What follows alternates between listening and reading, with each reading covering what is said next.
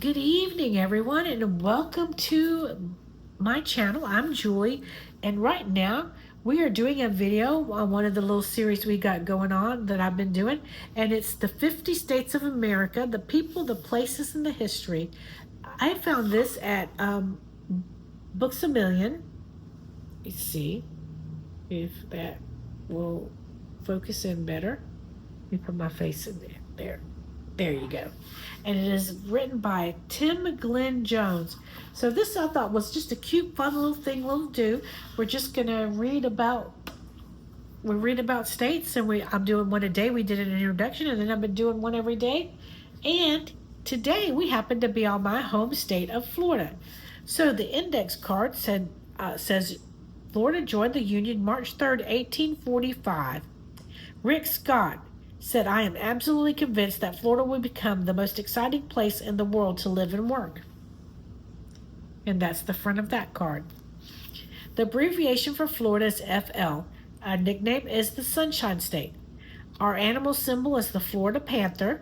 The population is 21.5 million. The area is 66,755 square miles. The time zone is the Eastern time zone, but the 6 western states in the Panhandle are on the Central time zone. Florida is the 27th state, and our capital is Tallahassee. And there's the back side of the card. So let's get right down to the book here. Florida. Florida is the third most populous of all states, a melting pot of vibrant cultures, a haven for tourists and retirees alike, and a launch pad for the pioneers of space exploration. 3 major factors have contributed to the success: transportation, technology, and tourism. Located in the southwest corner of the U.S. mainland, Florida pokes out into the sea like an appendix, with the Atlantic Ocean on its east side and the Gulf of Mexico on its west. From the southern tip runs to a string of islands called the Florida Keys, a famous getaway for riders including Ernest Hemingway, and Tennessee Williams. For the most part, Florida barely protrudes above waves, with an average elevation of 1,000 feet above sea level. And I'm going to show you the first picture here in the few pages we have there, an aerial view of the Miami skyline. The port of Miami is known as the cruise capital of the world. And there's that picture. Okay, continuing on. Highways, railroads, and airports brought a huge influx of people to Florida in the 20th century, buying up land and embracing the tourism boom, as air conditioning tamed the tropical climate and the topography lent itself perfectly to leisure pursuits like golf. Now known as the Sunshine State, Florida has more coastline than any other in the lower 48 and has the resorts to cater for vacationers from the rest of the U.S. and abroad. Changing hands. Florida was the first part of the American mainland to be visited by European explorers in the 16th century. First came the Spanish, led by Juan Ponce de Leon, who named the region for the Spanish Easter festival, Pascua Florida, Festival of Flowers, during which he landed. Later, Spain was squeezed from the north by the French from Louisiana and the British from Georgia, eventually exchanging its territory with Britain in return for Havana, Cuba. The state prospered with thriving plantations of sugarcane, oranges, and later cotton. During Spanish rule, it had been a safe haven for escaped slaves. Indeed, America's first free black settlement was built in Florida at Garcia Real de Santa Teresa de Mose, near St. Augustine. But under the British, slaves were brought in to work the plantations. The colony remained loyal to the British Crown throughout the Revolutionary War, but after the conflict, it was given to Spain by the victorious United States. By 1810, however, America had claimed it back, and the first half of the 19th century was marked by a succession of scraps between the U.S. Army and the alliance of the native Seminole people and free African Americans, known as the Seminole Wars. Eventually, the U.S. push into Native American ancestral lands was secured, and the majority of the Seminoles relocated to Oklahoma.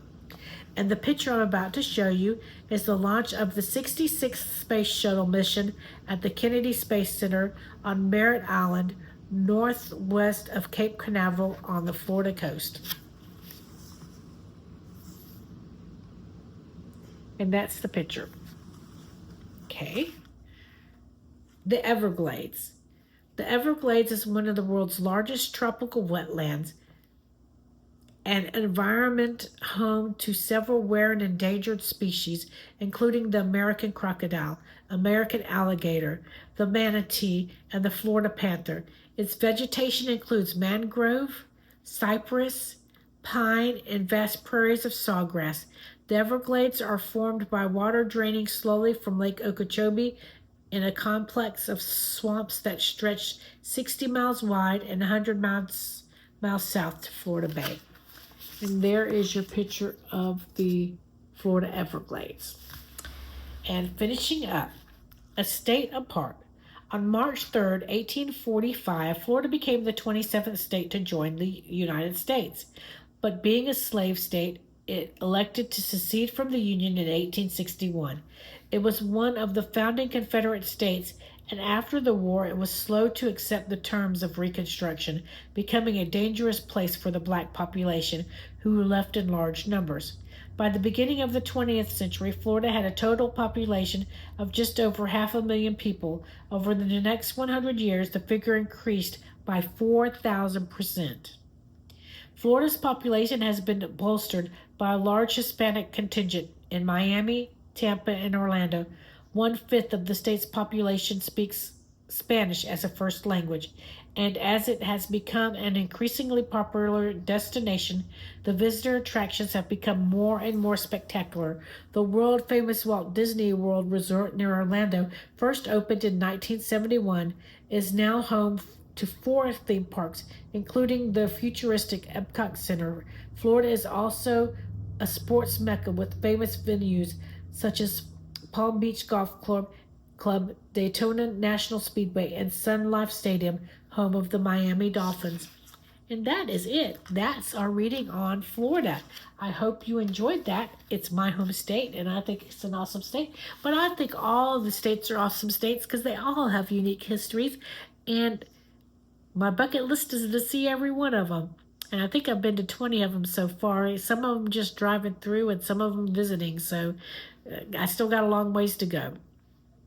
But I hope you're enjoying this series, and I hope that you will keep watching. And let me know, if you live in Florida, what's your favorite place? I mean, everybody loves Disney, but there's so many things to see, from beautiful Pensacola Beach all the way to Miami Beach. There's just so much to see, so many great things. I mean, the Space Center is amazing.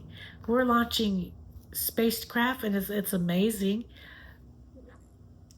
So many beautiful places. And the only reason I'm saying this is because this is my home state.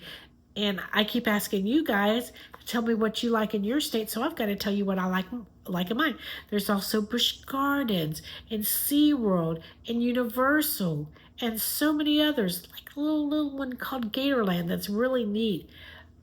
You can go to St. Augustine and see the first real settlement. Now, grant you, Pensacola is truly the first one, but we got wiped away by a hurricane. So the few people that survived left.